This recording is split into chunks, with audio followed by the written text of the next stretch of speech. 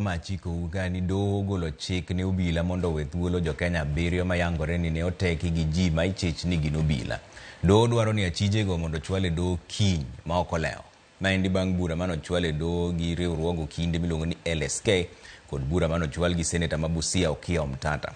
Kaka jafwambo marwa Hilda Obuya koro leronwa, ogai machon mar Doho David Maraga bende onyiso sirikal ni ka oganda odonjo higa manyien to nyaka giti matek mar loko ngima mar jokenya. E bura mochwale Doho mamalo ma Nairobi, seneta ma Busia Okiya Omtata dwaro ni Doho gol chik no gai mar obila kod bad migawo mar okwach kich kaachiel gi apizas mang'weyo maling'ling NIS mondo ne ni ochwale Doho ji 7 duto moseteki gi kweth ma ichich godo ni obila. It will be interesting if they have got fights on abducted people and they don't know that those people they don't know who abducted the people. That will be an interesting development. But there's a lot of cosmetic things going on.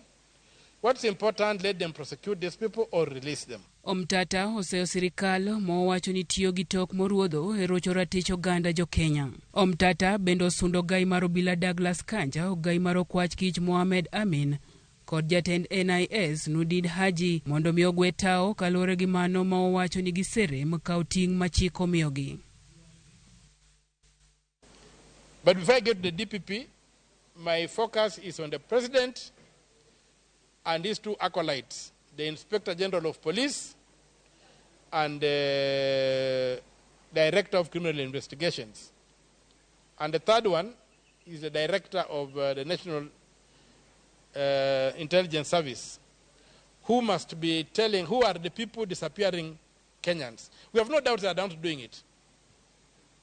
We have no doubts that they are the security forces doing it, so we are not questioning that we don't know where these people are.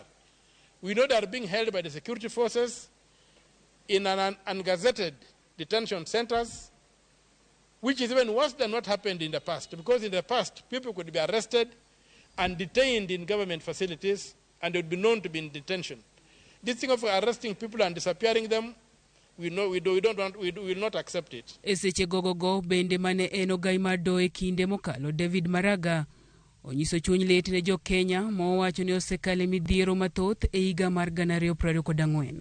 Bura maket kod ma bendo ochwale gi riwruok mar okinde LSK e Doho ka gidwaro mondo mi Doho ka okang' mar keto badho ne apizas mag arita kwe mondo kik dhi nyime gi ndhiyo jokenya e tok chik.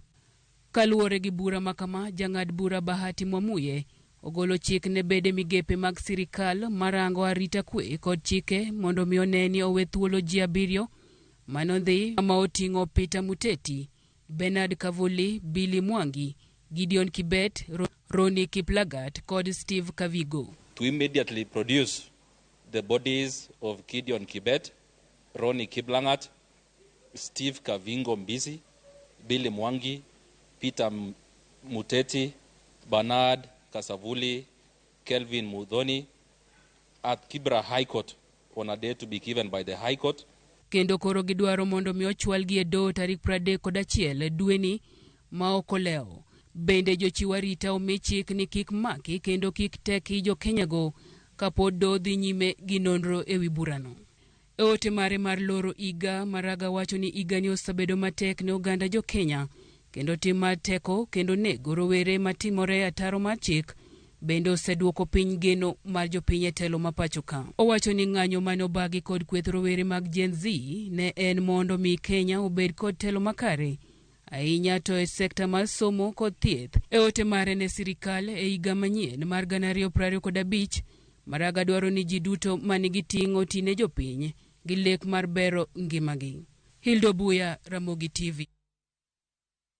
Riwruok mar jodoho e gwenge mag Nyatike ochako chenro mar kedo ne ratiro mag joma chuo mamoko kuomgi ywak ni sandogi gi joma mine ma gidak godo. Magi ne oyangore kinde romo mar joma chuo motisi kaka Men's Conference mane obagi kod jodoho e gwenge mag Nyatike. Jojuma miwaler mar wachni.